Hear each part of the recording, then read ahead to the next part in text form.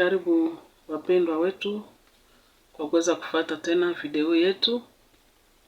Hii ni sehemu yetu ya pili ya somo yetu iliyosema usikate tumaini, usikate tamaa, endelea kuamini Mungu. Hii ndiyo sehemu ya pili. Na somo letu tutalipata katika Wakorintho wa pili sura ya kwanza. Tutaanzia shairi la 8 hadi shairi la 10. Ndani ya video hii ambayo ni sehemu ya pili ya mafundisho yetu kuhusu usikate tumaini, ni kama vile tulisema katika video yetu ya kwanza kwamba hatuna sababu ya kukata tumaini kwa ajili ya shida tunazokutana nazo. Hatuna sababu ya kukata tamaa kwa ajili ya shida tunazokutana nazo. Hii ndiyo tulifuata katika mafundisho yetu ya somo la kwanza kuhusu usikate tumaini. Ndani ya video hii tutaeleza faida za kumtumainia Mungu na matokeo ya kutokumtumainia Mungu. Basi tunawasihi sana kutufuata na kugawa video yetu kwa watu wengine ili tuendelee kuhimizana katika neno la Mungu. Tunakumbusha tu kwamba katika dunia kuna vitu vingi ambavyo vinatukatisha tamaa sisi wanadamu. Kwa mfano, unapofikiwa na kifo, wapendwa wanapotuacha, tunachoka. Tunapokosa kazi, unatafuta kazi kwa muda mrefu na kosa. Hii nayo inakatisha watu wengi tumaini. Unapokuwa na umegonjwa muda mrefu, umekosa pesa za kukupeleka hospitalini, tumaini linakwisha. Au umekuwa mgonjwa, umekwenda hospitalini, unayo pesa imekubeba huku na huko, lakini waganga hawana uwezo wote wa kukusaidia. Hapo mgonjwa anakata tumaini na wale wanaomchunga wanakata tumaini. Umekosa kupata watoto katika uzazi wako, katika nyumba yako, hii nayo inakatisha watu tumaini. Umekuwa na biashara ambayo haifaidike, basi hizi nazo ni shida ambazo zinatuletea kukosa tumaini. Au labda umekuwa na deni nyingi ambazo ulifikiri utaweza kulipa na wenye pesa wanaanza kukudai. Hii nayo ni chanjo ya kutuletea kabisa kukata tamaa, unakosa utafanya nini. Basi tunaendelea na somo letu. Jibu lipo kwa Mungu asiyeshindwa. Somo lililopita tulisema hatuna sababu ya kukata tamaa kwa sababu Mungu anasema, je, kuna jambo gumu ambalo mimi Mungu siwezi kuliweza? Hakuna. Basi katika somo letu tulisema tutasoma katika kitabu cha Wakorintho sura ya kwanza mstari wa 8 hadi wa 10. Hapa Paulo anaeleza mateso waliopitia. Anaeleza ya kwamba walifikiri katika mateso yao ya kwamba ndiyo mwisho wa maisha.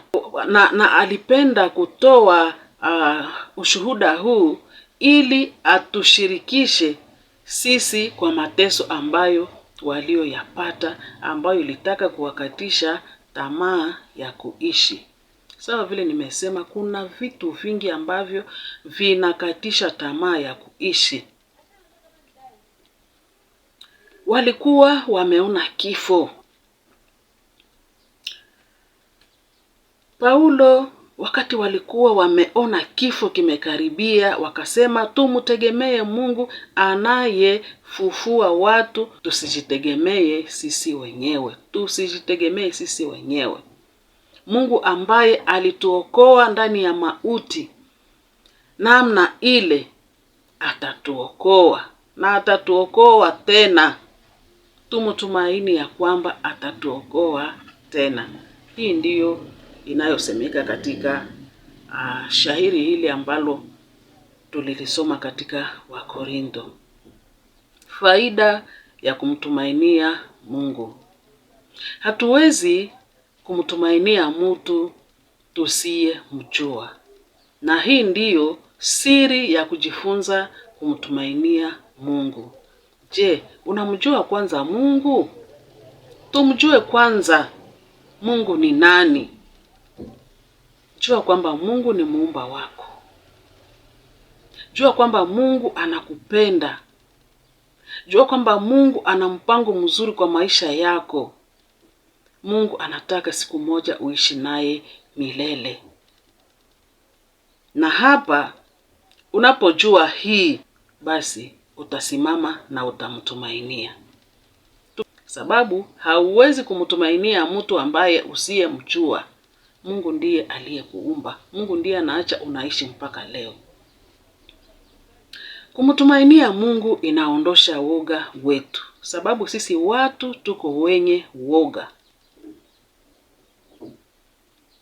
Kumtegemea Mungu inatufundisha kutegemea Mungu na kutokutegemea ufahamu wetu sisi wenyewe.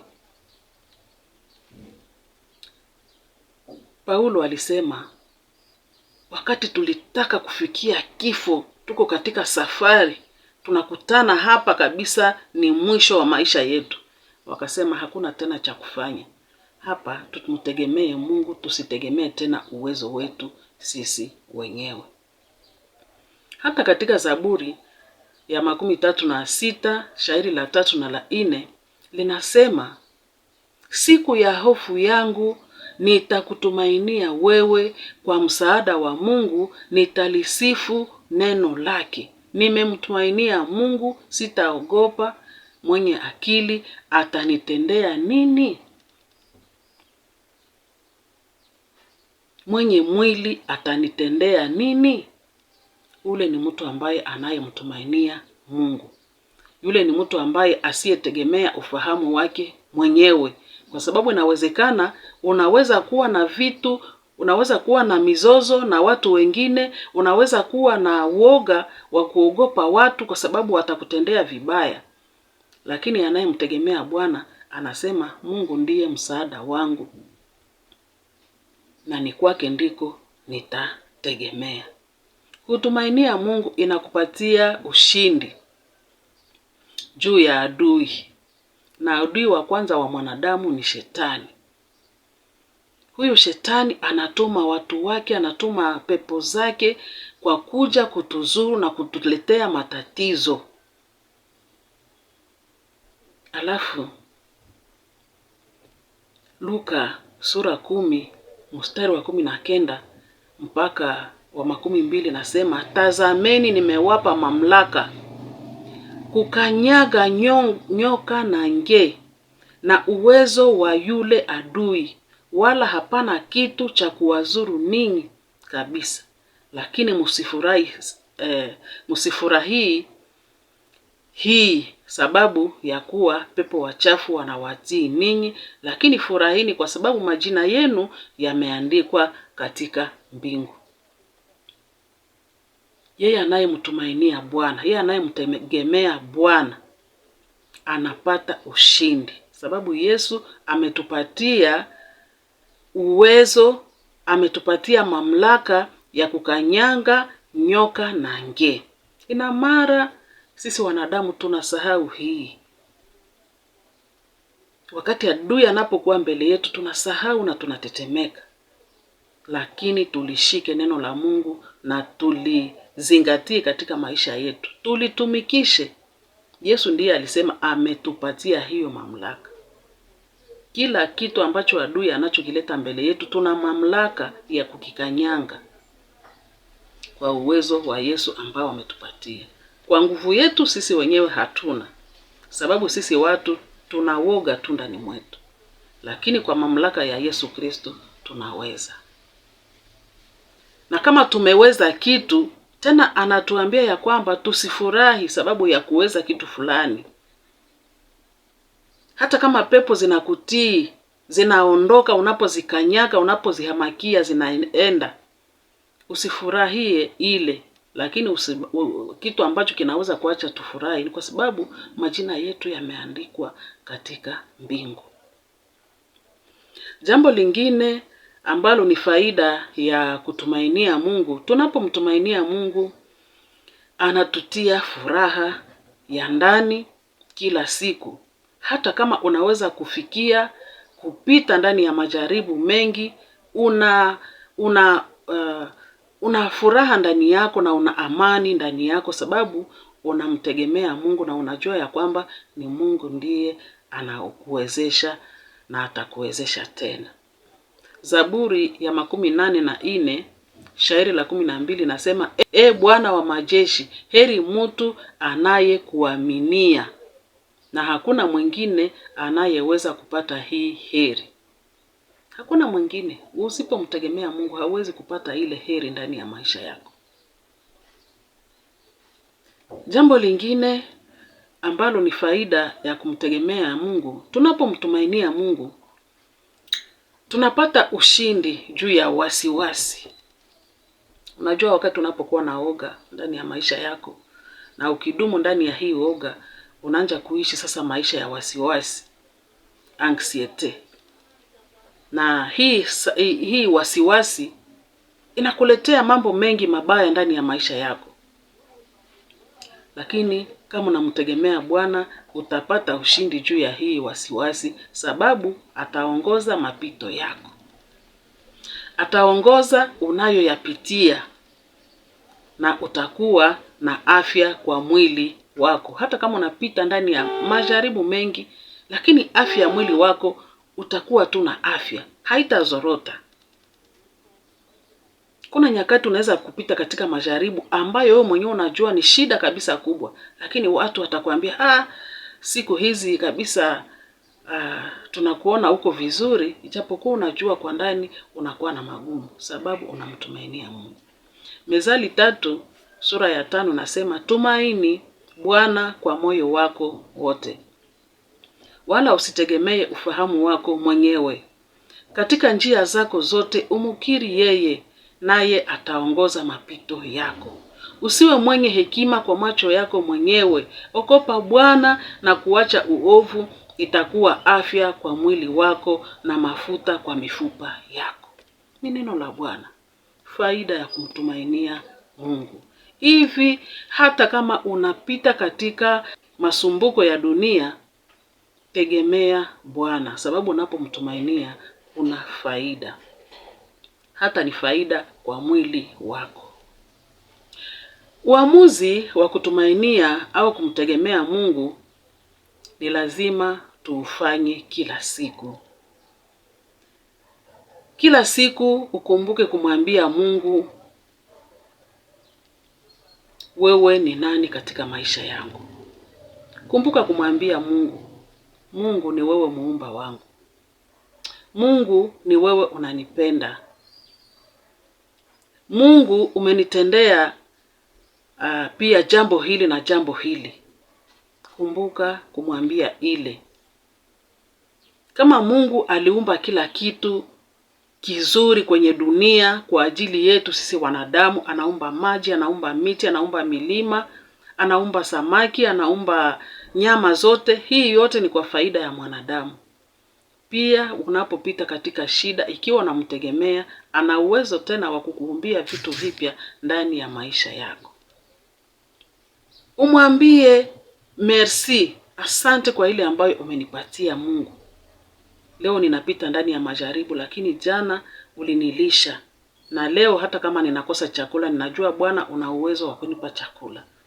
Kumbuka ile ambayo Bwana alikutendea kwanza.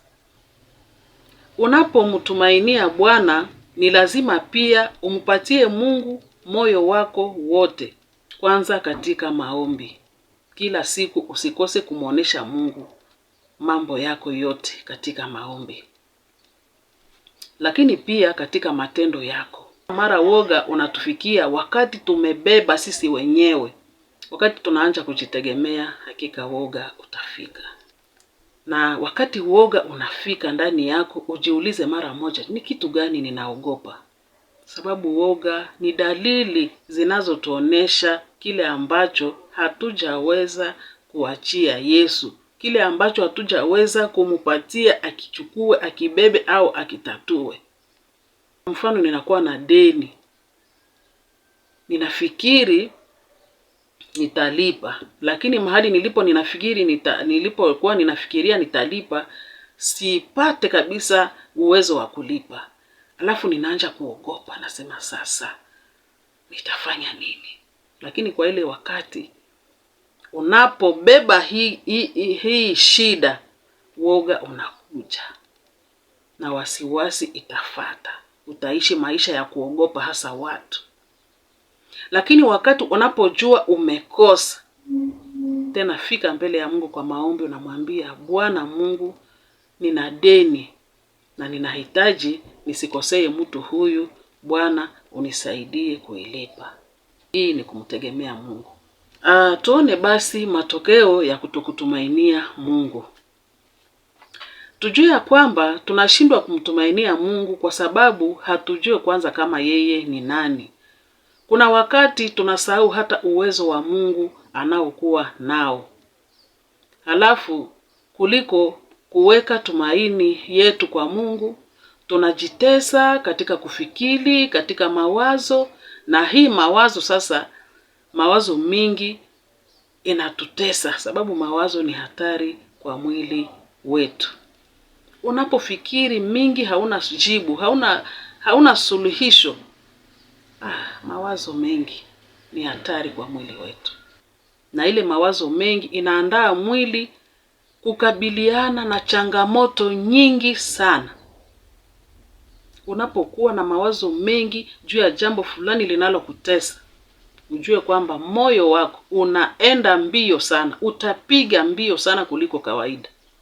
Na wengi wanapokuwa katika msongo wa mawazo, anaweza kuonesha tabia fulani. Unaona anatembea njiani, anakuwa kama anaongea na mtu, ijapokuwa iko mwenyewe. Kumbe sababu amesongwa na mawazo. Wengine anapokuwa na mawazo mengi yanayomsumbua, mwili wake unaanza kuwasha, ngozi inawasha, anajikuna kabisa. Kumbe ni msongo wa mawazo. Msongo wa mawazo unatuletea woga. Unaishi maisha ya woga, unaanza kuogopa kila mtu, na yule ambaye hana shida na wewe unamuogopa. Msongo wa mawazo. Msongo wa mawazo unaleta kichwa kuuma. Kichwa kinauma. Angalia afya yako inaanza kuzorota sababu ya mawazo ambayo umeshindwa kumpatia Mungu, sababu haumtegemei. Haujue kama ana uwezo wa kukusaidia. Woga na wasiwasi zinasababisha pia kupunguka kwa kinga za mwili wako. Mwili, Mungu aliumba mwili na kinga. Alafu tunapokuwa na mawazo mengi katika mwili wetu, katika moyo wetu, katika akili zetu, hata kinga hizi za mwili zinapunguka. Unapokuwa na mawazo mengi, hata inaweza kufikisha mtu kwa matatizo ya kupata mtoto. Uzazi nao unapata matatizo. Pia unapokuwa na hii msongo wa mawazo na wasiwasi na woga, inakuleta damu ndani ya mwili wako, unatembea vibaya. Ile mwendo wa damu inapanda kuliko kawaida. Hii ni matatizo ya mwili. Vile vile wasiwasi ndani ya mtu na hii woga tunapoukaribisha, inaacha maisha yetu ya kila siku inakuwa sasa ya huzuni. Unaanza kuwa sasa mtu mwenye huzuni. Na tujue kama ile kuishi ndani ya maisha ya huzuni inaleta pia matatizo. Inakuletea magonjwa ya moyo. Inakuletea tension kuwa inapanda juu. Inakuwa tension ya juu sana. Unakuwa na mwanga, jasho inaongezeka. na unapotaka kulala usiku hautapata usingizi. Unakuwa pia na matatizo ya kupumua, sababu matatizo yamekuwa mengi. Unaanza sasa kusahau, unakuwa na matatizo ya kukumbuka, na unaanza sasa kuonesha hasira kwa wakati wowote, hata kwa jambo ndogo ambalo haliwezi kuleta hasira, unapata hasira. Kwa wengine inaleta hata kutokujijali, hata jihangaikia tena. Utaanza kutana hawezi tena kufua nguo yake, au kama amefua nguo anasahau kuchanua nywele zake. Hii ni hatari sana kwa mwili wetu. Tunapokuwa na hii huzuni na wasiwasi na woga, wamoja unaona sasa wanaanza kutegemea madawa za kulevya. Na wengine wanategemea pombe. Anakunya pombe, maisha yake inakuwa maisha ya kuishi ndani ya pombe. Na kwa wengine inaweza hata kuleta magonjwa ya paralizi. Na hata hii inaweza fikisha kwa mtu kwa kifo. Wandugu wapenzi, dunia matatizo ni mengi na ni kila siku. Na mwili wetu ni mzaifu. Mtu binafsi ni mzaifu mbele ya shida zote za dunia. Unaweza kuwa ndani ya kazi, mabadiliko yanatoka katika kazi, labda kazi inakwisha. Nakumbuka siku moja volka iliwaka na iliunguza kazi nyingi, na watu wengi wakaingia kwa chômage. Na unakumbuka matatizo ambayo iliyofuata hapo. Wengine kichwa kikaharibika kabisa sababu ya msongo wa mawazo. Unaweza pia uko katika nyumba yako, lakini nyumba inaweza kuunguzwa sawa vile nyumba zetu ziliunguzwa kwenye ndani ya volka. Msongo wa mawazo unaingia. Sasa nitalala kwa nani? Na tulitafuta nyumba zote zikapanda bei. Utafanya nini? Ambia Mungu. Ndio. Hauna suluhisho kwa matatizo yote ya ulimwengu. Ni mengi sana ambayo yanatupata. Mungu ana uwezo. Nakumbuka wakati tulikutana nyumba yetu imeunguzwa ndani ya volka. Basi tulipiga magoti tukaomba Mungu, tukasema sasa Mungu, tunarudia ndani ya mji wetu. Tutaenda sasa wapi? Lakini tulipokuwa tukizungumza juu ya mambo haya, tuliita tu mtu mmoja na kumwelezea nyumba yetu imekwisha kuungua ndani ya volka. Alisema, msijisumbushe. Hivi mchukue funguo, nina nafasi ambako ninaweza kuwatia, na mko mnafikiri kidogo ya nafasi ambako mnaweza kupanga sasa. Ndivyo Mungu anavyotumika. Tulipotaka sasa kuanza kutafuta mahali ambako tunaweza kupanga, mwingine naye alinikuta nikitembea nikitafuta nyumba ya kupanga. Aliniambia, mama, unaenda wapi? Nasema niko ninatafuta nyumba ya kupanga. Kwetu kuliungua ndani ya volka. Akasema, hapana mama, nina nyumba kidogo kwangu, mpumzikie hapa.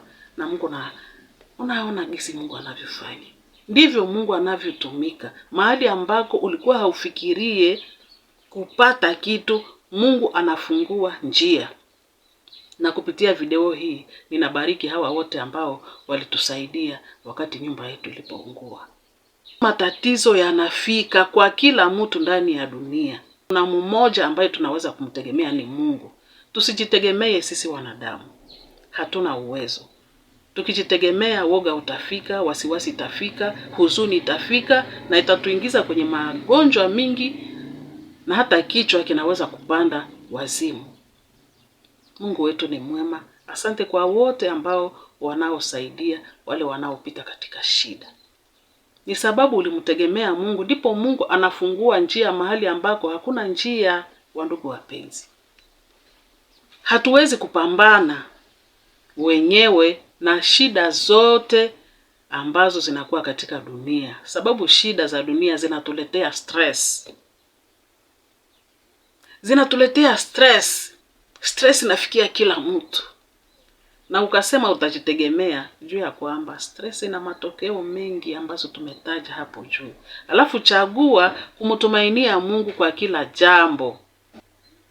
Kila mtu anapita ndani ya shida, lakini namna tunavyokabiliana na hizi shida ndiyo inapishana. Mungu aliyekuumba, Mungu aliyeniumba, hakuna jambo ngumu linaloweza kumshinda. Anangojea tu tumwekee tumaini. Anangojea tu tujiweke kwake. Tukijitegemea, mwili wetu ni dhaifu, ila ni Mungu tu ndiye ana uwezo wa kututosha ndani ya matatizo yote ambayo tunayopitia. Tumtegemee Mungu kwa kumuomba atusaidie.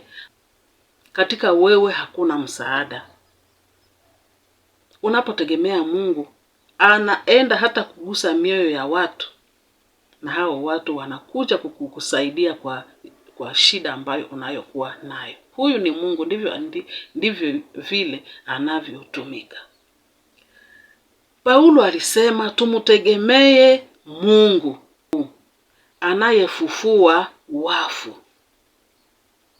Niliingia katika magonjwa na niliona kifo. Walikuja kugundua ni operation niliyopata ndio waligusa nerve ambayo inasaidia kwa kupumua. Alafu nilikuwa ninapoteza pumuzi. Nilikuwa ninapoteza oksijeni. Na kila mara nilikuwa ninajikuta ninashindwa kabisa kupumua, ninaona kifo mbele yangu. Lakini leo ninaanza kusema mbele yenu sababu Mungu yuko. Unapomtegemea anafanya zaidi ya ile ambayo hata wewe mwenyewe ulifikiri. Mungu wetu ni mwema. Hakuna neno gumu ambalo linaweza kumshinda. Mungu alituokoa sisi na anaendelea kututoa katika mauti makubwa, na tena ataendelea kutuokoa hadi siku atakapokuja kutoa kanisa lake na twende tukae pamoja naye katika ufalme wake.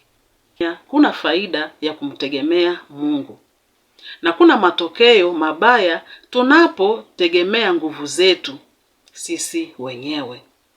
Mungu atusaidie, mimi pamoja na wewe, katika shida zote tujue tunaweza kumwambia Mungu, tunaweza kumtegemea Mungu, naye atatutosha katika shida, naye atajibu kwa ile ambayo inatutia katika shida, naye atatusaidia. Asante ndugu mpenzi kuweza kutufuata. Mungu akubariki. Mungu akuwezeshe wewe na mimi. Mungu atuwezeshe sote tuweze kumtegemea Bwana. Asante.